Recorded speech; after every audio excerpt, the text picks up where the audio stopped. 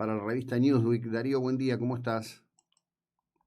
Buen día, José Luis, ¿qué tal? Bien, bien, muy bien, muy bien. Leía con atención tu artículo, el último artículo en Newsweek al respecto de la cuestión de la invención de los derechos, que termina siendo como una suerte de reinvención de la historia, ¿no? En donde lo predominante es cómo el lenguaje va orientando el tipo de pensamiento o el decurso de lo que podría ser una acción política, ¿no? Sí, sí, es como en Argentina ha habido a lo largo de la historia siempre cuestiones de ese tipo, que yo llamo derechos inventados, pero por supuesto en la época del kirchnerismo se agudizaron fuertemente y me parece como una cosa a recalcar, Ujú, y usaba por ejemplo el tema de las tomas en los colegios. ujú, Em, que siempre que se plantea una cosa así, se está hablando como de un derecho. Los chicos hacen por el derecho a algo. No hay ningún derecho en la toma de un colegio. No hay ningún derecho en la comisión de de un delito, de una falta, de esto. El que lo hace, digamos, porque puede ser un hecho fáctico que ujú, un grupo de chicos tomen un colegio, pero el que lo hace tiene que atenerse a las consecuencias de eso. O sea, y paradójicamente nadie repara en el derecho que está siendo conculcado, que ujú, en realidad hay un derecho, pero es un derecho que se está conculcando, que es el ujú, derecho, por decir, a circular de las personas por adentro ujú, de la escuela, el derecho que tiene el chico que está anotado en un colegio, tiene derecho a ir a cursar porque está anotado y porque quiere cursar su ciclo lectivo. O sea, es una deformación eh, de la concepción de la utilización de un término que lo que hace es termina inventando, recreando historias, porque ujú. recreando la historia, porque en función de tanto aburrir con eso de los derechos, eh, se termina entendiendo cosas que lo que hacen es servir a un fin determinado, pero no tiene que ver con la historia real. Es como yo decía también, cuando alguien corta una calle, cuando no tiene derecho a cortar una calle, no hay ningún derecho, hasta derechos constitucionales son violados Ujú. cuando se corta una calle sin autorización y ahora lo que sí hay se está conculcando el derecho del que quiere circular.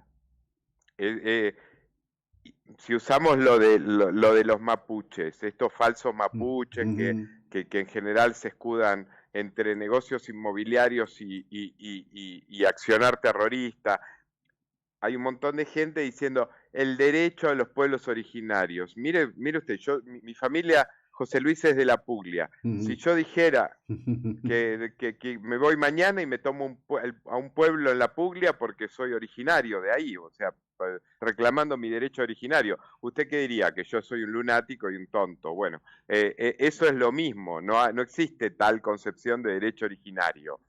O sea, si alguien quiere reclamar un terreno fiscal porque lo quiere reclamar, lo tendrá que discutir legalmente y en la justicia. Y si lo hace por la fuerza, está cometiendo un delito. No hay otra explicación en torno de eso. No, es que El, el, el, el, el tema de los pueblos originarios no solo es, digamos, disparatado, es totalmente contrahistórico, ¿no? Es decir, digamos, el propio origen de la humanidad, la propia dispersión de la conquista del Homo sapiens al respecto de la cuestión del planeta, y es claramente ideológica la intrusión de este tipo de característica que se ha dado. Ayer hubo una marcha en Bariloche que la lideró la madre de Jones Uwala, ex flogger, diciendo nuestro pueblo está confundido, creen que son argentinos y en realidad son mapuches, ¿no? Es todo un tema, pero bueno, ha tenido aval político, o tiene todavía hoy aval político, porque lo tiene. claro, porque el mismo gobierno que los AUPA aparentemente nos cuenta que está poniendo orden. Sí, y lo que hay siempre detrás de esas cosas que son grupos organizados, eh, que digámoslo, José Luis, si usted se queda con unas tierras en la Patagonia, fabuloso negocio inmobiliario está Ujú, haciendo. sí, por supuesto. O sea, no, eh, Pero ¿qué es esto? Es una... no, algunos problemas, algunas taras son propias de Argentina. Algunas son internacionales, porque en Chile también existió eso. Claro. Y en Chile estuvieron a punto de darle a esos pueblos originarios, no estuvieron, le dieron la confección de una constitución nacional, porque muchos, incluso la presidenta de la convención constituyente, era, era de una comunidad mapuche. Y luego se dieron cuenta que habían hecho una constitución que segmentaba el país, o sea, que la ponía en el mismo lugar la nación mapuche que la nación chilena. Una tontería brutal que estuvo avalada por la política. Lo que pasó que después se dieron cuenta del desastre que había hecho la política y la ciudadanía chilena sabiamente rechazó esa constitución en plebiscito. Pero son esos delirios en los que entra lo que para mí es siempre una cosa peligrosa. Los delirantes de la política, porque hay delirantes de la política, los delirantes de la política con sectores muy interesados en acumular poder o negocios con esos reclamos. Sí, además entonces le dan entidad. Claro, y al darle entidad, ¿cómo va a decir? No tenían que reconocer a la nación mapuche? No hay nación mapuche, señora, lo lamento mucho, pero hay nación argentina, hay nación chilena, hay nación uruguaya, hay naciones, no está la nación mapuche. Si usted quiere decir, porque yo mañana vuelvo a decir vuelvo a dar el ejemplo. Yo mañana voy a Bari, que es donde nació mi abuelo y de donde se fue para vivir en Argentina, y digo que soy originario de ese lugar. Entonces quiero tener un terreno, un territorio en Bari, en Italia, que vale 10.000 euros el metro cuadrado. Sí, digo claro. Porque sí, porque soy originario. Claro. O sea, es tal el delirio cuando uno usa un ejemplo de este tipo. Como usted decía, desde el Homo sapiens, desde que se constituyó justamente los cambios políticos, sociales, todo fue modificando y pretender instalarse en esos derechos es delirante. Pero lo delirante es que políticos responsables, gente que ocupa el lugar de legisladores, de diputados, de senadores, periodistas, mucha gente lo avala, dice, bueno, ellos son mapuche. Bueno, yo soy hincha de River y por eso no voy a reclamar jurisdicción sobre el estadio de River, porque me siento parte de eso. Es una cosa muy, muy, muy loca, muy enferma y forma parte de eso, de esa idea sí. De que posicionamientos políticos, como es la toma de tierras, no son un delito porque son un derecho, no son un delito. Sí, un delito una toma ilegal de una tierra es un delito. Bueno, un delito es un delito y digo, hay una larga línea, ¿no? Hay que pensar en un informe recientemente revelado del destino de 300 millones de dólares del régimen de Putin para financiar distintas cuestiones políticas en el mundo.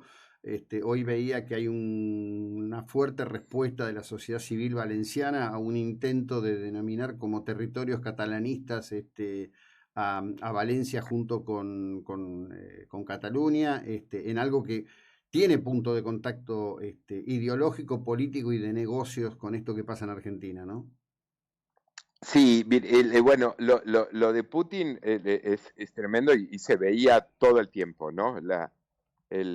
Todas estas fuerzas políticas que reivindican cuestiones identitarias, ¿no? Como no hay nada más en contra de una concepción de una sociedad libre e iguales, o sea, el concepto de libres e iguales, ¿qué es qué se antepone al concepto ¿quién contradice el concepto de libres e iguales?